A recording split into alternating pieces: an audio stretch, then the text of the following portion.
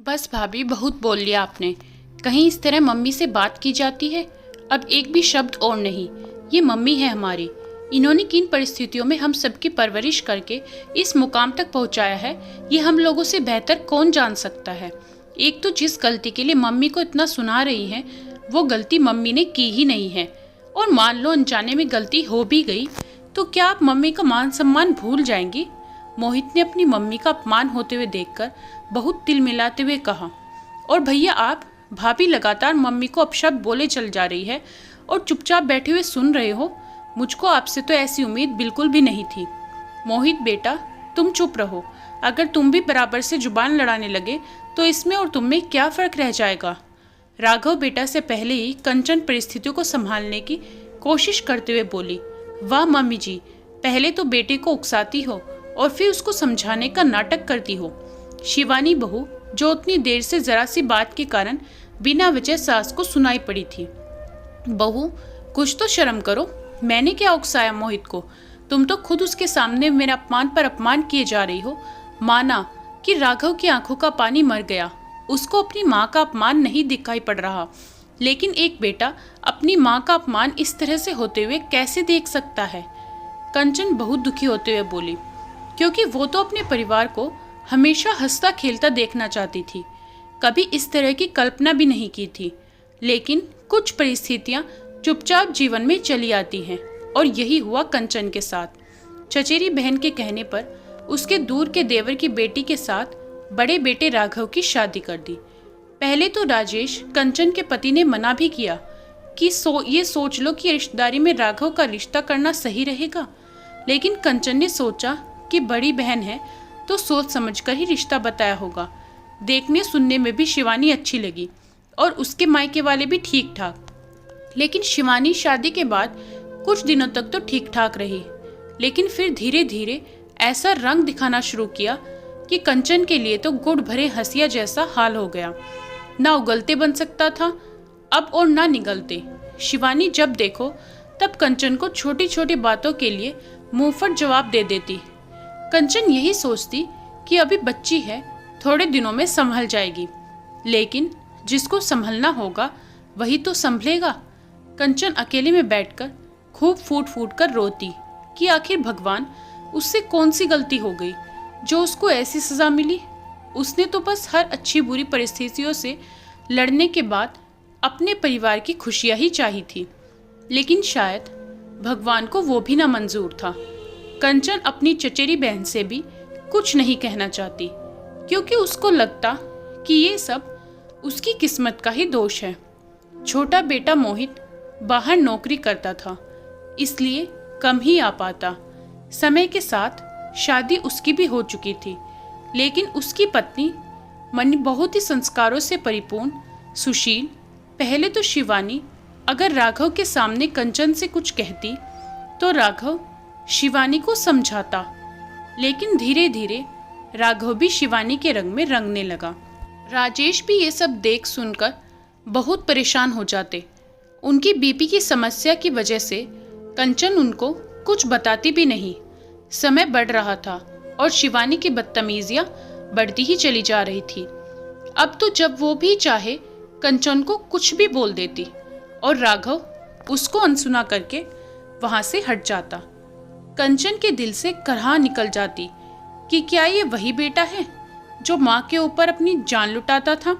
फिर भी कुछ न बोलकर आंसुओं को चुपचाप पी लेती और वहां से हट जाती। होली का त्योहार था और इस बार 2-3 साल के बाद मोहित भी आया था।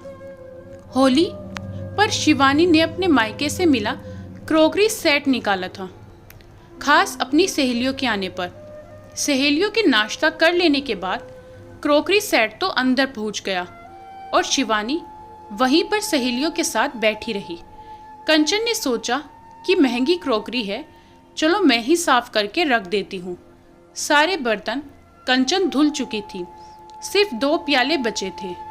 और पता नहीं क्या हुआ कि कंचन के हाथों से वो दोनों प्याले छूटकर नीचे गिर पड़े। तब तक शिवानी की सहेलियां जा चुकी थी।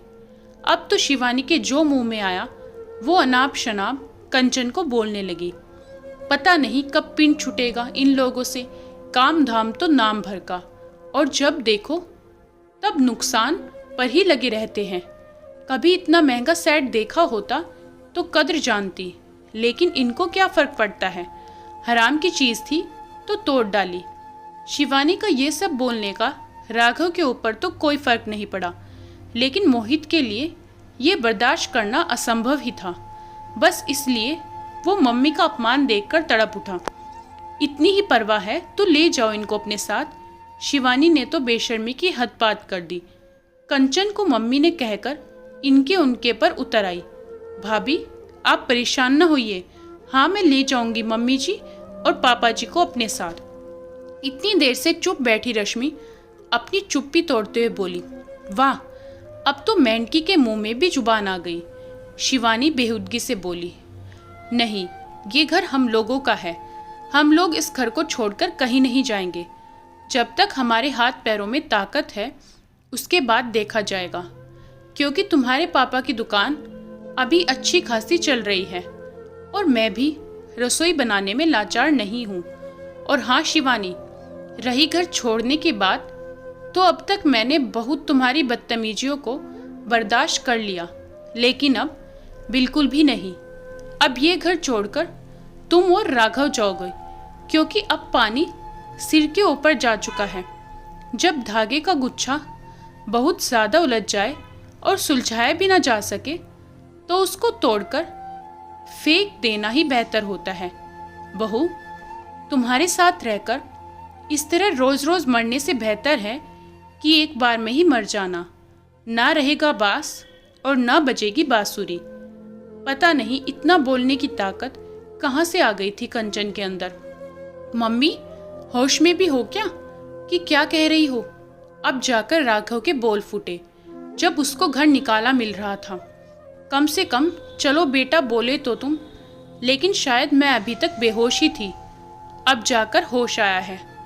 अपना दोनों का बोरिया बिस्तर समेटो और अपना नया घर ढूंढो। बस 2-3 दिन की मोहलत तुमको देती हूँ। अब तो शिवानी के पैरों तले से ज़मीन खिसक गई कि आखिर इतना अच्छा घर कहाँ मिलेगा। अब तो शिवानी ने भी अनुनय विनय करनी शुरू कर दी, लेकिन अब तो कंचन चिकना घड़ा बन चुकी थी। इतना सब कुछ घर में हो गया, लेकिन उस समय राजेश घर पर नहीं थे। वो किसी दोस्त से होली मिलने के लिए गए थे। आप बिना पापा की मर्जी से कोई फैसला नहीं सुना सकती, क्योंकि ये घर पापा का है। राघव और शिवानी अपनी दाल कंचन के आगे गलती हुई ना देखकर बोले, लेकिन राजेश ने घर लौटने के बाद जब सारी स्थिति को देखा तो उनको भी बहुत ज़्यादा बुरा लगा। लेकिन राघव और शिवानी उनके सामने जाकर मगरमच्छी आंसू बहाने लगे, लेकिन उनके ऊपर भी कोई भी फर्क नहीं पड़ा, क्योंकि महसूस तो वो भी कहीं ना कहीं कंचन के अपमान को कर रहे थे और उन्होंने भी कंचन के फैसले को एकदम जायज़ ठहराया और राघव और शिवानी को फिर से घर छोड़ने की हिदायत दे डाली। आखिरकार राघव और शिवानी को वो घर छोड़ना ही पड़ा। कंचन ने मोहित और रश्मि के साथ भी जाने से उस समय इनकार कर दिया, लेकिन उसने मन ही मन गहरी सांस ली कि रोज़ रोज़ मरने से तो अच्छा एक बार में ही मर जाना। दोस्तों, ये कहानी आपको कैसी लगी कमेंट बॉक्स में बताएं। वीडियो को लाइक करें, शेयर ज़रूर करें और चैनल पर नए हो तो सब्सक्राइब करना बिल्कुल ना भूलें।